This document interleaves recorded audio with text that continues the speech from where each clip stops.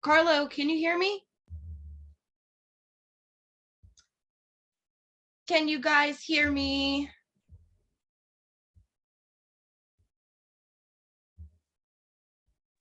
Yes.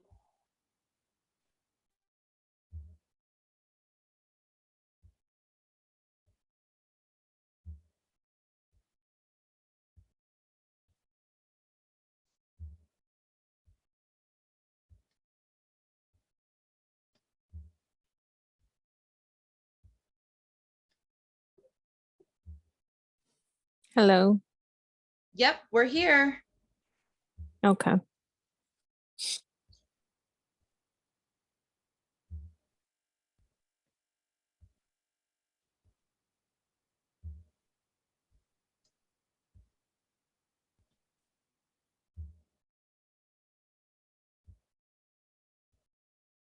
Okay. Had to switch over really quick. At least this way I can share the screen with you guys now. I'm gonna drop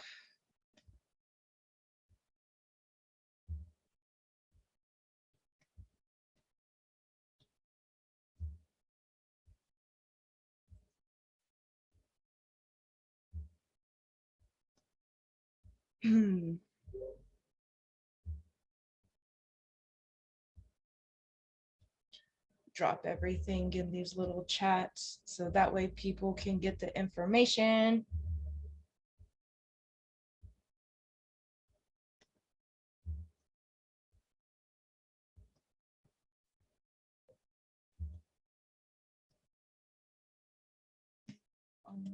Soon.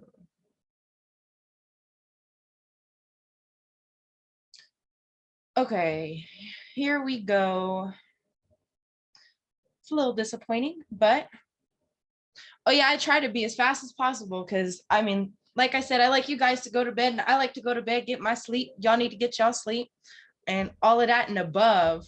So I'm gonna try to do this again. And let's see. I'm going to, oh yeah, let's screen share with our little thing here. And that way you guys can see it now. See? So this is what I was telling you guys about. We're going to be talking about finding our CUSIP number. Do you guys see this thing too? Or do you just see the CUSIP Yeah, I number? can see. All right. I don't see a number, but I see the picture. You guys see the We slideshow, don't right? see your controls. We don't see your controls, just a slideshow. Okay. Yeah. So this is my first time doing all of this, you guys. So I'm learning with you guys. Okay. So back to what I was saying, we're talking about our, what is this? Please go away. We're talking about how to find our CUSIP. So some things that you guys might hear are these little definitions here. I already went over them, but I'll say them again. So that your straw man or your trust numbers, it's your certificate of live birth, social security number, that's the one in the front, and the one in the back is an alphanumeric number. Sometimes I don't know about everybody's, but most of the time I believe it's an alphanumerical number, along with your trust's license or your trust identification card, your state issued ID, state issued driver's license. Your SESTA-KV is your straw man account. Exchange, that's where it's an organized market where securities are sold. That's like the stock market. Clearing, this is the process that turns the promise of payment into the actual movement of money from one place to another. That's like Cash App, I guess would be a good example. Settlement, the final step in transfer of ownership involving the physical exchange of securities or payment. So the DTCC, somebody asked for the address again. It is located at 55 Water Street, New York, New York. They house all the physical and original bonds there at that location. What they do is they make a digital copy of it, and those digital copies are then sold to other people, and that's how they get a profit. They were established in 1999. They are a member of the U.S. Federal Reserve System, and they are a registered clearing agency with the Securities and Exchange Commission. They absolutely control every paper asset transaction in the United States, as well as many overseas transactions. As of April of 1999, they have 99% of all stock and bond book entries in their street name, not the actual owner's name.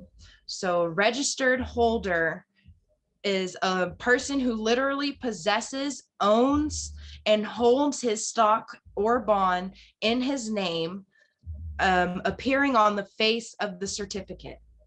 I don't have an example. I should, but I don't. Oh, I do, but it's in the living room. My bad, you guys. I should have grabbed it. Let's see, the issuing company has registered the owner's or holder's name on their books. So the beneficial owner is nothing else but gets the benefits from the contract. All book entry stocks and bonds you purchase make you a beneficial owner. The owner is an entity or name that it's registered under. So this is some of the things that the DTCC offers. They do wealth management, settlement and asset services, institutional trade processing, clearing, data, and repository and derivatives. You guys can look that information up if you want to know more on it on your own time. I'm not going to go into excessive detail because I just want you guys to have the gist. So here's the saucy part. Fidelity. When we go to find your CUSIP number, you guys are going to want to have a pen and paper ready. You're going to go into Fidelity. You're going to type in your numbers with no dashes. You're going to copy the symbol, and then you're going to follow your stock on your iPhone or your Apple, or your not your Apple, your Android device, whichever app that you have that you can track stocks with. Make sure you follow your stock. So Fidelity mostly deals with mutual funds, and mutual funds are works by pooling money from many investors, and that money is used to buy stocks, bonds, and other securities, and then it just basically goes back in a circle. A pro tip that I got from one of the people in my group, Keenan Smith, said, if you're employed by a company and they set up your 401k with Fidelity, it doesn't let you set up an account because they do not want you to find your CUSIP number. So I have had some instances where I've gone on Fidelity and tried to put in the numbers for a couple of my friends, and they were not able to find their information. So that is the slideshow. And now I'm going to show you guys. Let's see, I got a screen share. We're gonna end this.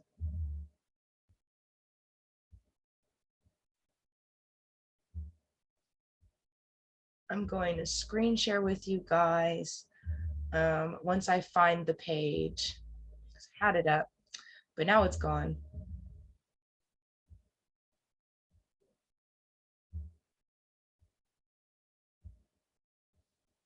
Let's see. Share screen. This one right here, and we're going to click share.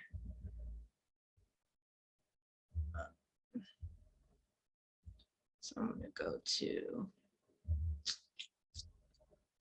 bookmarks. Look at all my bookmarks. So many bookmarks. I think it's this one. That's the one I want. Yep. Okay. So I'm going to show you guys exactly how to do this. Don't copy my social security number. I don't care if you guys do. Somebody's gonna come to you guys for identity theft if you do. So you put your social security number in there like so. You're going to come over here to this little button that says quote, click quote, and it's going to refresh. Once it refreshes, sometimes it will pop up like this and say that it doesn't know what symbols that you're trying to look for, but mine pops up with the symbol down here, and that's the stock that you guys are looking for. So write this little symbol down because that's you. That's your stock. And I'm gonna take, hold on, I'm gonna move this thing. I gotta go up here. I'm gonna take that letter or lettering, that symbol, that's what it's called, and put it in here. I know it by heart now. And I click search for products and pricing. So when I click that, it's going to bring me to this other screen. And I'm going to click this right here where it says tax-free bond. But most of the time, I make sure that it says fund. That's what I'm actually looking for. This little PDF looking thing that says fund. So when I click that, then it brings me to this screen here. I need to make this smaller. It will bring me to this screen here. And this is where you will find your CUSIP number right here.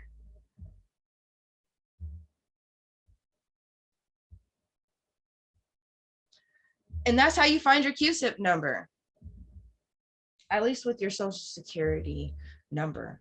I also want to talk to you guys about this other website. I had some notes on it, but I don't know where I put the notes at now. Let's see.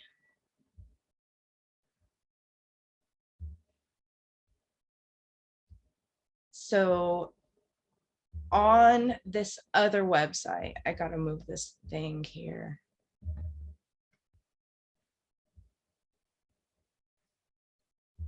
You guys might know this website.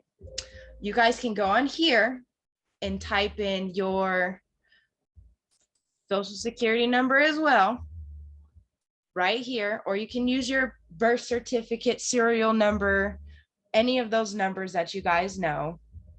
And this one you do with the dashes. Click search, and it will show you all of the companies that are either offshore or onshore that are using your social security number or birth certificate to make money off of you.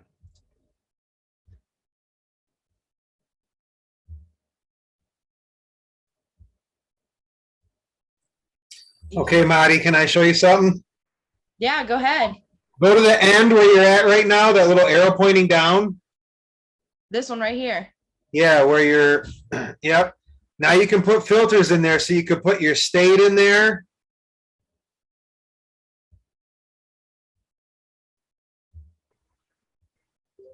Your state. Yeah, you could put your postal code in there. You could put your country in there. See how it's I don't see. country? Oh yeah. Legal city, legal region, country, postal code. Yep. So what does that do? That's going to trim it down and show you the stuff that's right around you. Ooh. I'll put downtown. Oh, there's nothing downtown. Oh, well, I started typing in to show you guys the mirrored account. Oh, First. Yeah, so if you go on here and you put dashes in between each number, then it will also show you guys the mirrored accounts that are being used with your numbers as well. See, look, more stuff popped up. Look at that. Look at how many more records showed up. You guys see that? yep. All I did was add more dashes. That's it. I just added more dashes. So you guys have the information here and you guys can go wild at this point. You guys got any questions? Anybody want to say something? If you know any more information on CUSIPs, go on, throw that out there. What's the benefit of having this information? So with your CUSIP number, I can tell you, after I know from what I was learning with PJ and watching on PJ's video, I have a big list of notes here for people who've, after they've corrected their status.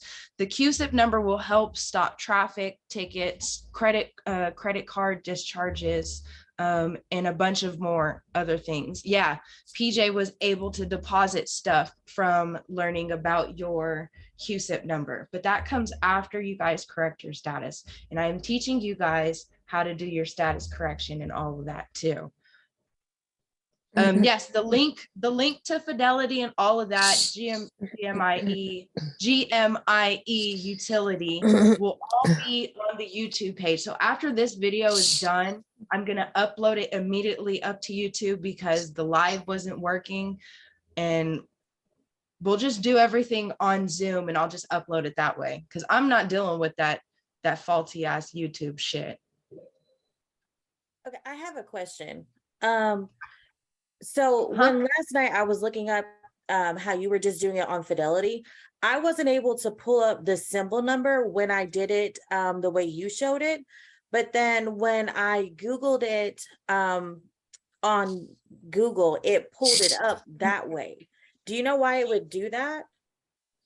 The only thing I could think is like how Keenan had brought to our attention is that if you're employed by certain people and they have went through Fidelity to do your 401k, then that way you won't be able to access the information because they don't want you to know. Okay, yeah, I did buy stocks through a company years ago that I did see when I signed up. So maybe that's why. Yeah, that possibly could be it. I'm not 100% sure, but it could be a possibility. Okay, thank you. You're welcome. Any other questions? I don't have a question, but I wanted to ask, well, maybe it is a question.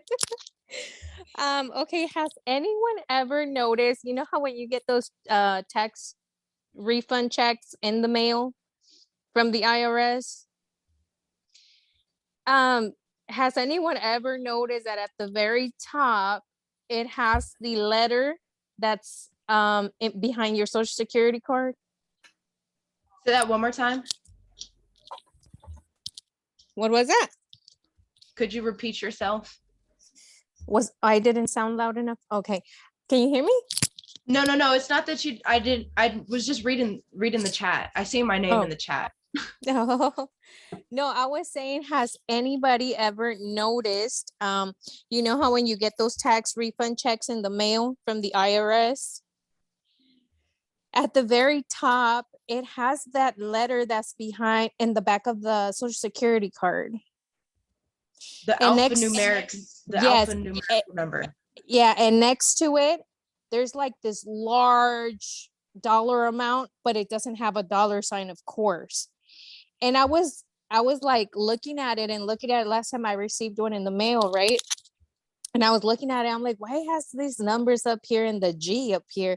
Then I grabbed my social security card and I look behind it and it has a G. So I'm like, is this how much money there is in my social security card? Because it says it's 70 million on mine. Personally, I have not gotten a tax refund check, I believe, from the IRS. Anytime I did get anything from them, it was directly deposited into my bank account. I know what you're talking about though, Laura, and that is what many people have, suspected Yeah. or have thought is that's the case. And if that's the case, just realize that that's probably just the Social Security account, which would be the minor account. That's not your master file. Yeah. So that's something to keep in mind. Yeah, because So- I just kept looking at the check and I'm like, what's the deal with all these numbers up here, you know? Yeah, I've seen people's where it was like 730 million. Yeah. The other Yeah, and thing, go oh, ahead. go ahead, No, Laura. sorry. No, I was just gonna say that every time you get a check, the balance changes up there too. Yep. But I mean, well, okay, I got 70 million. I know that for sure, and that's that number. Well, we're gonna have to do some digging on that. We're gonna have to figure that out. The other thing I wanted to talk to you guys about was the structural breakdown of the CUSIP number, because I did find that out. So the characters 1 through 6 identifies the name of the corporation, agency, or the municipality. So it can contain letters from the alphabet. Characters 7 and 8 identify the type of financial instrument, whether it's equity or debt. The identifies the issues within the issuer. Debt securities are generally identified using letters of the alphabet, whereas equity products generally have a numeric identification. Then the final character is calculated by running the previous 8 characters through a mathematical formula used to check if a CUSIP number is correct. So there we go, you guys. Wait, you said that the 7 and 8 are used for what? To identify what? Identify the type of financial instrument, whether it's equity or debt. Financial instrument.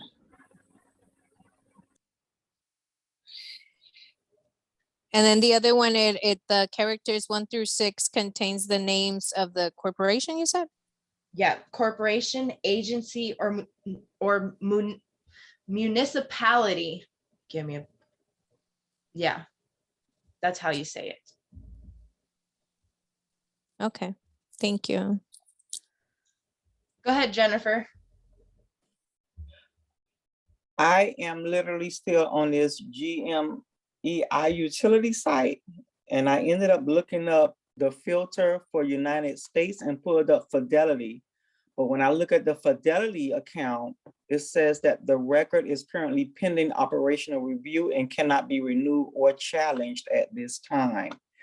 So I looked at another one to see if I had that same note, but it doesn't show on a different one that I'm looking at, only on the Fidelity one that's being traded on that under my Social Security number.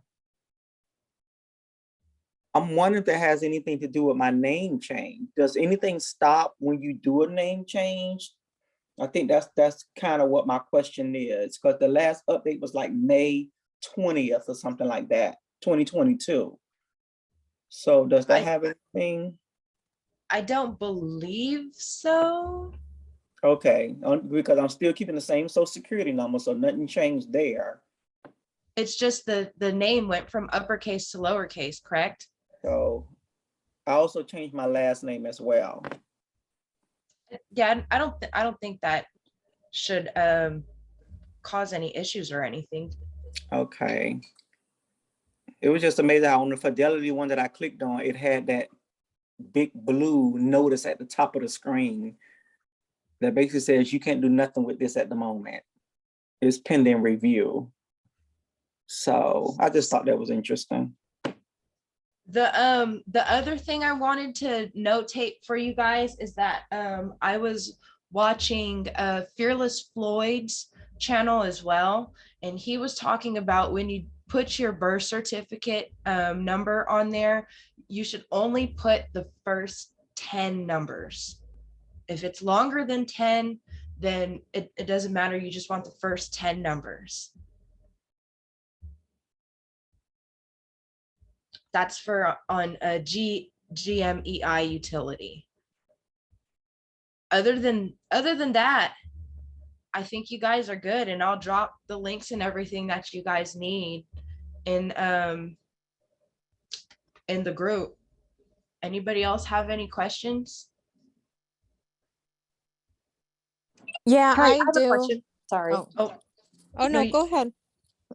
Oh, thank you. Maybe this will be easy, and I'm sorry if you've already covered this, you can refer me to another YouTube link. But I just discovered who Chris Hauser is recently, so I've binged all his videos, and then I found you. So I'm seeing just a couple different things that clash each other, and it's just how Chris says that we don't need to correct our status to do all these things. And I was on the journey to do that, to correct my status. And I just kind of did a hard stop when I heard him say that. So I'm just wondering, I'm still green. I still want to learn. I want to do everything right. Can you give some reassurance or let us know or let me know why we need to correct our status to access all this? What do you mean by correcting your status? Okay, so when I say and hear correcting status, it's like, Anna Von Reitz and David Strait getting land recorded. Do you know about those processes? I know a little Yes. bit about it, but correcting your status, in my humble opinion, would essentially be going from the expatriating from the United States. Okay, so that's it. It's like the WABEN, right? Is that enough? That's a form that you would utilize, but it gets more in depth than that. Okay. Okay, so if you're familiar with the David Strait and Anna Von Reitz method, that's basically what correcting your status is in my mind, because that's what I've just been in deep lately, and I just assumed that's what that meant. Personally, I am not following David Strait or the Anna, whoever the lady you just said. I haven't watched any of their videos. I personally do not know them. I have heard of them. My mentor was PJ Polinsky, and everything that he has showed me has been proof. Like everything that he's done has gotten proof. I have seen results. So for the other people, I'm not sure of. Christopher Hauser's video, I'm not going to say that what he's doing isn't true, but I have not seen proof. So I can't speak on that. I have tried it. It did not work for me. I did it wrong. So if you're out here doing it and it works for you, by all means, it works for you. I have been working on correcting my status since a while ago. I know that once you correct your status or recoupment, SPC, however you want to talk about it, whatever you want to say it is, once you have that figured out, then the rest of all of these processes that everybody's working on it's gonna work for you no matter what, because your status is not what everybody else is. You get what I'm saying? Gotcha. I think I do. There's just so much lingo where it's like those words are common, but they mean something different. Just because American state nationals, when they say they correct their status, they get a new passport, and when it's scanned, it says "Do not stop, do not detain," and that registers to me as like that's what you get. That's like your little proof of correcting your status, I guess. Right. Go ahead, Carlo. I was just getting to that point. She actually took the word. We on the same frequency. Essentially, correcting your status would be to go from United States citizenship to operating from trust via whatever portal you choose. Most of the people on this call right now is interested in the SPC process. And what that is basically liquidation of the birth certificate and status correction. The status correction being the out of United States citizenship into your private, ecclesiastical, or constitutional trust. So Okay. I'll digress from there. Thank you so I much. And for I everyone have- else for putting up with my question. I have a You're all question. good. Yep. Go ahead, Laura. You're on the floor. Okay, so since I'm interested of, correcting my status or whatnot, I do not have a birth certificate. So would this affect it? Because I wasn't born here, but I was raised here and I have Social Security. Nope. We were talking about that in our video last week on Saturday. It's posted up on YouTube as in underneath Reclaiming Your Straw Man. You can go on there and watch that if you haven't, and it tells you if you're you got to watch it really closely, because there was another person in the comment who was asking about if they're not from the United States and they don't have a birth certificate here, can they use their naturalization papers? Which, yes, you can. That is your birth certificate for you being a citizen here in the United States. And then I have another question. So, okay, so since I'm interested in, moving forward with the SPC situation, I'm currently petitioning for my husband to come from Mexico. Would this affect that? Because technically you have to be a citizenship to petition. He's in a good position because he comes in and he's not even in the radar. He's lucky. So you're considered a citizen now. Yes. So when you bring him over, you're still in. How about you DM me personally? I don't want to put all your business, put your business all out on the internet. Okay. Sounds good. Because this is going to get cut off and go up to YouTube. Thanks. Okay, I'll DM you. Anybody else have any questions that aren't like personal? Because if they're personal, then you could DM me on Telegram. Going once, going twice. All right, you guys. I'll see you guys later. We got a class on Thursday. We're going to be talking about rights to travel. Okay, thank you. Thank you so much. Peace out, y'all. Bye, everyone. Peace out. Bye.